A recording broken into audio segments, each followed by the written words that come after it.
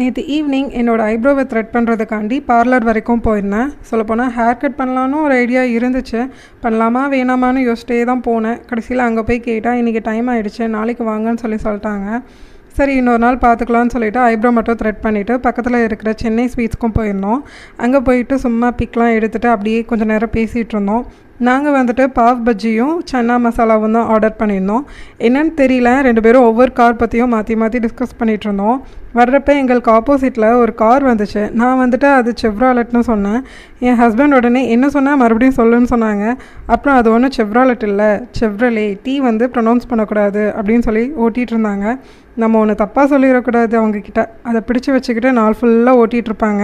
சாப்பிட்டு முடிச்சுட்டு bill pay பண்ணிவிட்டு அங்கேருந்து கிளம்பிட்டோம். நாங்கள் ரிட்டர்ன் வரப்போ ரொம்ப லேட் ஆகிடுச்சு. ஸோ அப்படியே ஆசிஃப் போயிட்டு எங்கள் டின்னரை கம்ப்ளீட் பண்ணிக்கிட்டோம். நான் வந்துட்டு நூடுல்ஸ் தான் ஆர்டர் பண்ணியிருந்தேன். அவங்க வந்துட்டு பரோட்டா சொல்லியிருந்தாங்க. சாப்பிட்டுட்டு வீட்டுக்கு